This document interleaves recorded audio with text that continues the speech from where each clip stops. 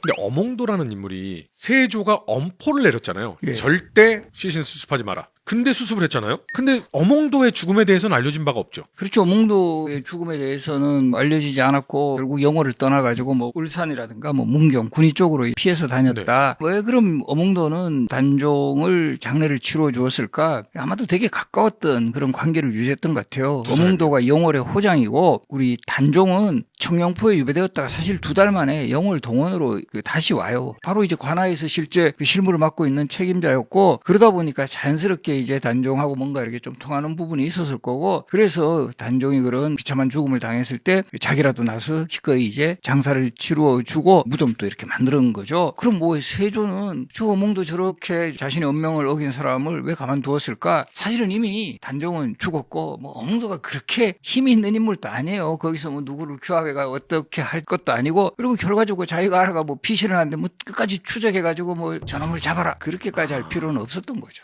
근데 어몽도가 삼족을 멸한다라고 왕이 얘기했으니까 족보를 다 불태워 찢어버리고 삼족에 해당되는 가족들을 모두 뿔뿔이 피난시키고 본인도 아무도 모르는 곳으로 갔다. 이거는 맞는 말이에요. 어몽도 입장에서는 어쨌든 자신이 뭐 요즘으로 치면 찍혔으니까 그렇죠. 뭔가 이렇게 좀 피신을 하고 또 가족들도 여러 지역으로 이제 옮겨 다니게 했고 뭐 분명해요. 그래서 어몽도의 그 후손들이 여러 지역에 이제 흩어져 살았다라는 기록은 보입니다. 근데 이제 어몽도가 이 영월엄씨잖아요. 예예. 그걸 이제 항상 저희 산악인 어몽길 대장님이 우리 선조께서 얘기를 많이 하셨었거든요, 예전에. 근데 영월엄씨가 이 어몽도 때문에 생긴 거예요? 어몽도 때문은 아니고 이제 원래 영월을 영월 본관으로 없어요. 하고 있고 이제 우리 어몽길 그 대장님, 대장님은 네. 그 후손이죠. 그래서 아마 이 허준 MC도 아마 기억하실 건데 우리가 당시에 역사전을 그날 네네네. 단종편에 출연하셨잖아요. 맞아요. 그래서 많은 사람들이 의아했죠. 장릉은 그렇게 높지도 않은 곳인데 왜 저렇게 산악인께서 올라오셨냐고. 그러니까 이제 후손이라고. 어몽길 대장님도 사실은 같은 산악인의 시신을 목숨을 걸고 수습을 해오셨잖아요. 그래서 엄씨 집안은 참 이런 부분에 의의를 다하는 그렇죠. 집안이다라는. 통하는 부분. 네.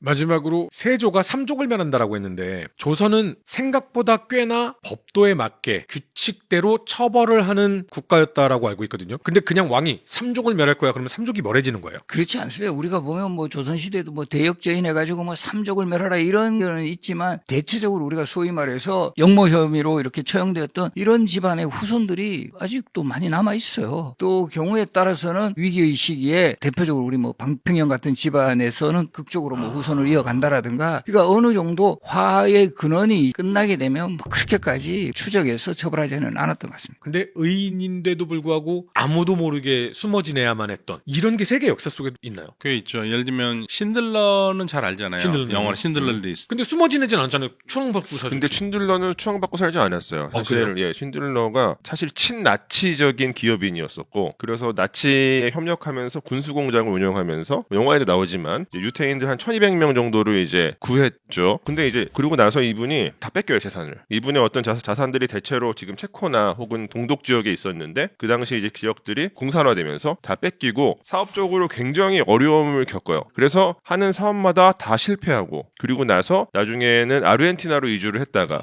거기서도 또 사업을 하다가 또 실패하고. 근데 원래는 이제 미국으로 이주를 하고 싶었는데 그 친나치 전력이 있어가지고 그 망명이 거부됐다고 그러고. 그리고 나서 나중에 다시 서독으로 돌아와서 사업을 하는데 계속 망해요. 그래서 이분은 이제 살려줬었던 유태인들의 어떤 그 간간한 지원 속에서 겨우 살았고 나중에 알코올 중독으로 사망합니다.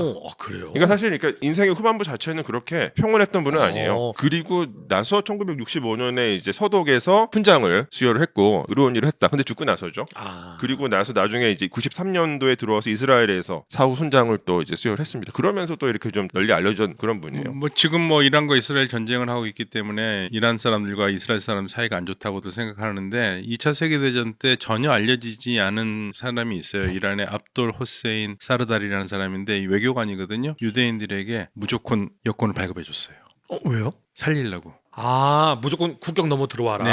그래서 여권을 발급하니까 이란 사람으로 되잖아요. 그러니까 독일이 이란 사람은 건드리지 않거든요. 원래는 안 되는 건데 이 사람이 그걸 여권을 무조건 발급해줬습니다. 그래서 얼마쯤 됐을까 하면 추정으로 2,000에서 3,000명 정도. 예. 근데 전혀 알려지지 그건 않죠. 전혀 몰랐어요. 예, 전혀. 그 후에는 그냥 조용히 계셨는데 전혀 알려지지 않다가 몇십 년 전부터 이제 이름이 알려지기 시작했어요. 근데 그런 사람들 많아요. 예를 들면 터키 사람인데 파리 모스크를 운영하는데 거기다 유대인들 다 숨겨줬어요. 죽을까봐 다 숨겨줬습니다. 저는 또 놀라운 거는 사실은 비자를 주고 여권을 주는 거는 할 수가 있다지만 진짜 위험한 거는 모스크 안에다가 유대인들을 숨겨주는 거거든요. 근데 파리에 모스크 있잖아요. 거기에 칼레드 압둘 와합이라고 이 사람이 유대인들을 숨겨가지고 다 살렸어요. 그때 파리는 완전히 독일 치하에 있었던 네, 대단하죠. 상황이죠. 그러니까 엄청난 겁니다. 저는 근데 그 단종 관련돼 가지고 또 재미있는 게 또 고고학도 연결된 게 있는데 성산문의 시 있지 않습니까? 수양산 바라보며 대기 숙제를 원망하노라. 뭐 수양산 자체가 이제 그 수양대군을 의미해서 수양을 갖다 비꼬는 건데 이제 대표적으로 어몽도처럼 숨어 지낸 사람이 상나라 망할 때 백이숙제라는 사람들이거든요. 백이숙제가 왜 수양산 가서 모든 걸 다 끊고 혼자 고사리 먹고 있다 둘러 굶어 죽었다. 이게 해서 어떤 충신의 대명사이지 않습니까? 근데 수양산 자체는 대체로 이름은 똑같죠. 수양대군하고 현재 서안 근처인데 문제는 백이숙제의 고향이 어디냐? 우리나라 고조선 근처예요. 고조선과 중국 사이에 보면요, 그러니까 요서지방이죠. 요서지방하고 북경 일대가 고죽이라는 지명이 실제 있고요. 그러니까 이분도 고향이 고죽국인데 고죽이 실제 그 동네에 있어요. 지금도 있고 얼마 전에 거기서 발굴을 했더니만은 청동기가 나왔는데 청동기의 글씨가 고죽이라 써 있었어요. 그러니까 결과적으로 성산문은 백이숙제가 충신의 대명사지만 그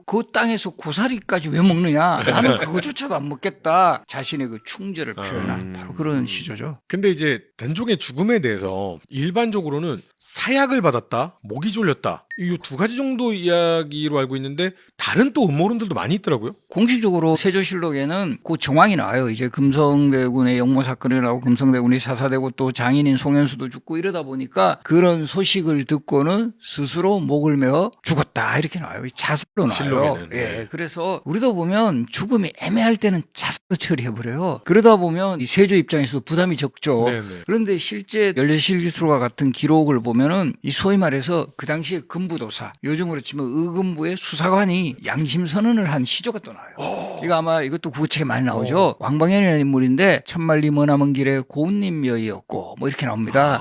그래서 저물도 내안 같아야 우로반길 여놓다. 이 반대로 단종에게 죽음에 대해서 안타까워하는 본인이 사역을 들고 간 거예요. 집행자요. 그러다가 이제 왕방현 또 차마 그것을 제대로 하지 못하고 네네. 주저주저 하니까 이번에 영화에 나왔죠. 영화에서는 어몽도가 단종을 어떻게 보면 지시를 받아가지고 활줄을 노끈에 메어가지고 창틀에다가 탁 해가 쏘서 결과적으로 이 자살하게 하고 기록에 보면 통인이라는 그 우리가 보면 이 왕이나 이런 사람들이 유배를 오면 심부름 한 사람이 있어요. 네네. 그 통인의 도움을 받아 그렇게 했다라고 기록이 나와요. 그래서 제가 유퀴즈에서 그렇게 이야기했는데 실제로는 통인이 그렇게 했는데 아마 이 왕가 사는 남자에서는 제작비 절감을 위해서 어몽도가 1인 2역을 한 것이 아닌가 이렇게 본다라고 했는데 이거 본방에서는 편집됐습니다. 아, 여기서는 편집 안 됩니다. 근데 저 실제로 그 숙종실록에는 사약을 거부하다 죽었다라고 분명히 돼 있던 걸로 기억하고 해서 이제 같은 실록인데 분명히 세조 때는 그냥 뭐 죽었다라고 되어 있고 그 같은 실록에서 차이가 있는 게 저도 되게 궁금했던 기억이 근데 납니다. 그 실제로는 오히려 지금 단종의 죽음에 대한 여러 정황이 그 특히 열실기술 같은 걸 아주 그 구체적으로 나와요. 구체적으로 나온다라는 걸 아까 말씀드렸고 그러니까 이 활주로 메어서 노끈으로 이렇게가 창문 틀에 했고 그러니까 영화에서는 그 장면을 거의 그대로 이제 재현을 한 건데 그렇게 상세하게 본다면 그런 가능성이 상당히 더 높죠. 신빙성이 좀 그러니까 이제 있다. 사약을 세조가 내렸고 그런데 그 금부도사가 이제 단종이 거부했다기보다는 이제 금부도사도 차마 이제 오셨던 못하고 분이니까. 예. 확실한 결론은 세조가 처형을 명한 거는 분명하다. 그거는 이제 분명한 거고